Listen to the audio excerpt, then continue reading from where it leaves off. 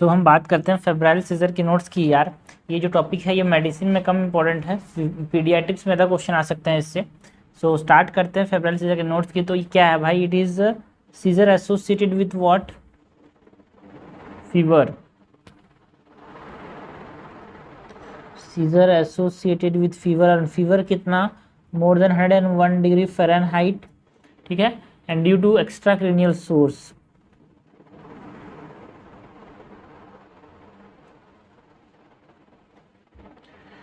Plus ये तो होना चाहिए, क्या नहीं होना चाहिए? कोई सीएनएस इन्फेक्शन नहीं होना चाहिए यार,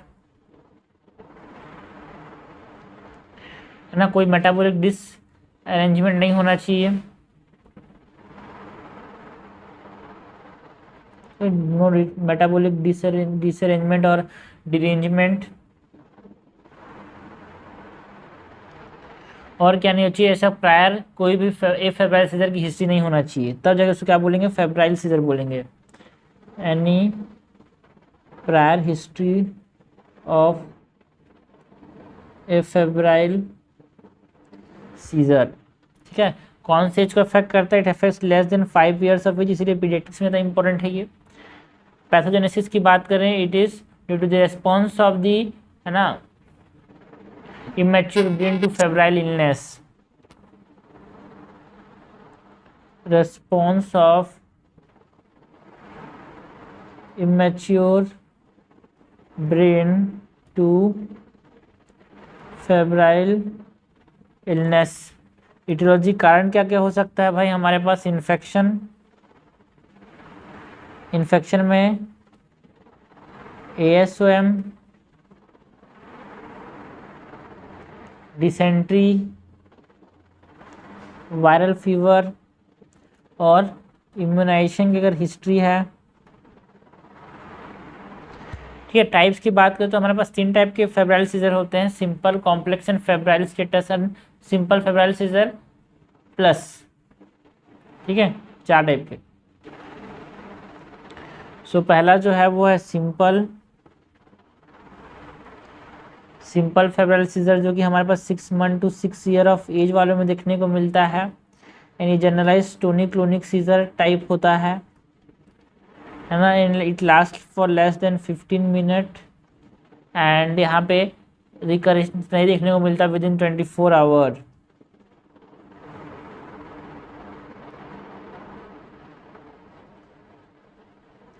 और ऐसा कोई पोस्ट इक्टल न्यूरोलॉजिकल एबनॉर्मलिटीज़ नहीं होते इसमें।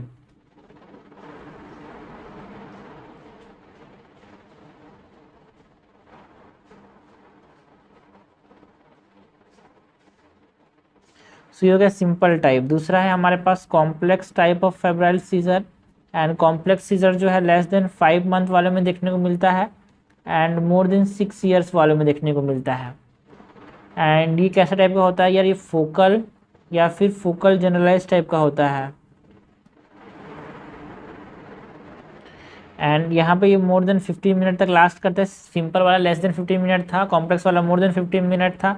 एंड यहाँ पे मल्टीपल एपिसोड्स देखने को मिलते हैं कॉम्प्लेक्स में 24 आवर्स के अंदर, जो कि हमारे पास सिंपल्स में नहीं था। एक ही एपिसोड था, कोई रिकरेंस नहीं था वहाँ पे 24 आवर के अंदर।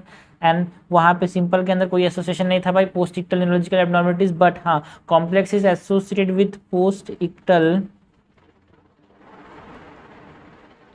Neurological abnormality. कॉम्प्लेक्स के बाद यहाँ पे हम बात कर सकते हैं अबाउट फेब्राइल स्टेटस, तीसरा टाइप है ये।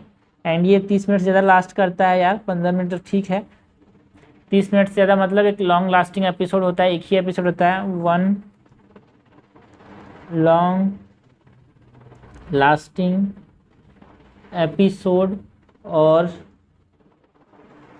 Series of short seizures without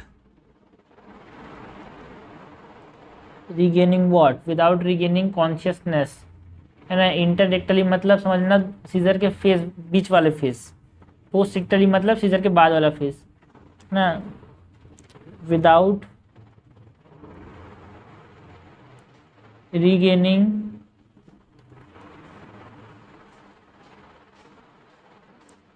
consciousness interictally. ये तीसरा टाइप ना। चौथा टाइप हमारे पास क्या होता है ना, इट इज होता है सिंपल फेब्राइल सीजर प्लस।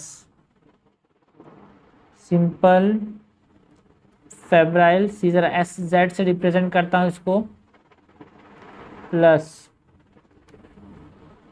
इसमें क्या होता है, बहुत सारे एपिसोड्स होते हैं यार 24 आवर्स के अंदर, multiple episodes of febrile seizures plus पर 24 आवर। क्लिनिकल फीचर्स की बात करें तो हमारे पास क्या क्लिनिकल फीचर देखने को मिलेगा, अपरोलिंग ऑफ आइस देखने को मिलता है,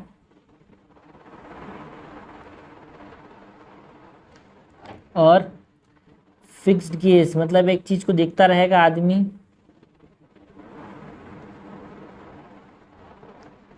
और टोनिक मूवमेंट देखने को मिलता है लिम्ब का,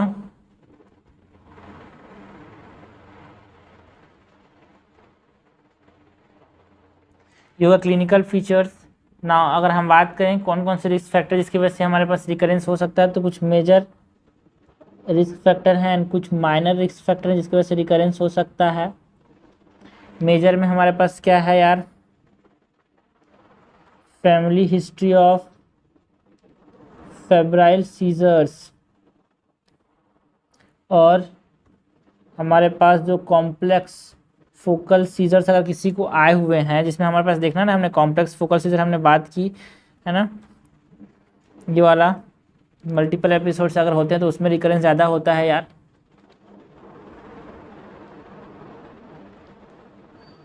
और अगर मेल है तो उसमें हमारे पास ज़्यादा चांसेस है रिकरेंस के, है ना। अगर हाइपोनाइट्रीमिया है तो वो भी एक तरह से मेजर रिस्क फैक्टर, ज़्यादा चांसेस है कि आपको फिर से आ जाए यार। माइनर रिस्क फैक्टर में हम बात करें तो अगर वो लेस देन 1 ईयर है तो भी रिकरेंस हो सकता है। एंड अगर seizure within 24 hour of fever अगर आ रहा है तो फिर से आने के चांसेस हो सकते हैं। अगर फीवर है 38 से 39 तो एक ज़्यादा चांसेस हैं सीजर के समय कि वो फिर से रिकर करे। तो ये हमने बात की factor, risk factor for recurrence. ना इन्वेस्टिगेशन में क्या क्या करा सकते हैं यार, इन्वेस्टिगेशन अगर सिंपल सीजर है उसमें क्या क्या इन्वेस्टिगेट कर सकते हैं, नो न्यूरोलॉजिकल और lumbar puncture is required, no neurological investigation और lumbar puncture is required in simple seizure, है ना। जो कॉम्प्लेक्स सीजर होते हैं, कॉम्प्लेक्स सीजर में हमारे पास लंबर पंचर करना पड़ता है यार, और लंबर पंचर कर सकते हैं।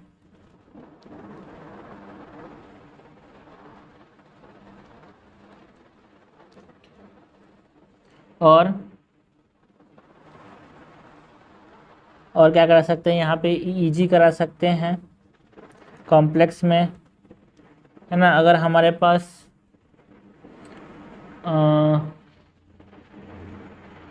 टू रिस्क फैक्टर है ना, to know the risk factor of cause, मतलब sorry, to rule out cause, दूसरे कारण से तो फीवर नहीं हो रहा है कि सीजर एसोसिएटेड फीवर है कि और कुछ कारण है, उसको रूल आउट करने के लिए हमारे पास क्या करा सकते हैं भाई, हमारे पास to rule out the cause of fever हमारे पास हीमोग्राम करा सकते हैं, डिफरेंट सेल काउंट्स के ESR टेस्ट करा सकते हैं यार, ब्लड एंड यूरिन कल्चर कराएंगे, और सीरोलॉजी ना। इंडिकेशन क्या क्या है लंबर पंचर उसकी बात करें तो, इंडिकेशन ऑफ लंबर पंचर पहला, अगर लेस देन 6 मंथ है तो लंबर पंचर कराना ही पड़ेगा यार, है ना। अगर टॉक्सिक या फिर इल चाइल्ड है, वो बहुत ज़्यादा छटपटा रहा है ना, तो हम कराएंगे। EEG का इंडिकेशन क्या क्या है, EEG कब कब कराना पड़ेगा, अगर फैमिली हिस्ट्री है ऑफ एपिलेप्सी तो कराएंगे यार ईईजी, ठीक है। न्यूरोलॉजिकल अगर डेफिसिट है तो कराएंगे, है ना। हमारे पास डेवलपमेंटल डिले है तो कराएंगे ना। मैनेजमेंट कैसे करेंगे यार ना, हॉस्पिटलाइजेशन कब करेंगे ये जरूरी होता है मैनेजमेंट के अंदर। सो इंडिकेशन ऑफ हॉस्पिटलाइजेशन,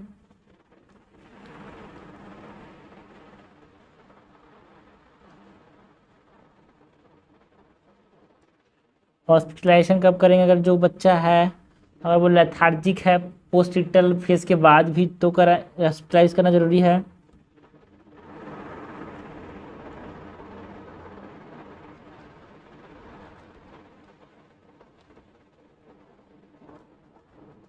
ना। अगर अनस्टेबल है वो पर्सन तो अगर लेस देन 18 मंथ है उसका एज तो, और उसको पहली बार एपिसोड हो रहा है फेब्रुअरी सीजर का तो उसको हॉस्पिटलाइज करना ज़रूरी है यार, ठीक है। तो ये होगा indication of hospitalisation. Now immediate management क्या करेंगे हॉस्पिटलाइज कर लिए तो। सो सबसे पहले तो हमारे पास आईवी एक्सेस करेंगे या फिर आईवी एक्सेस नहीं, आईवी या फिर रेक्टल डायज़ेपाम देंगे, है ना, जो कि फर्स्ट चॉइस है यार ड्यूरिंग फेब्रुअरी सीजर। कितना देंगे भाई डायज़ेपाम को 0.3 मिलीग्राम पर केजी पर डोज। दूसरा है हमारे पास और क्या दे सकते हैं, आईवी या फिर नेजल मिडाजोलाम, है ना। आईवी लोराज़ेपाम भी दे सकते हैं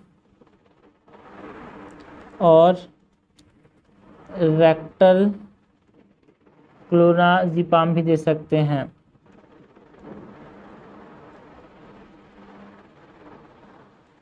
ओके, अगर हम बात करें लॉन्ग टर्म मैनेजमेंट की, सो लॉन्ग टर्म में हम क्या करेंगे, रिकरेंस को प्रिवेंट करने की बात करेंगे यार।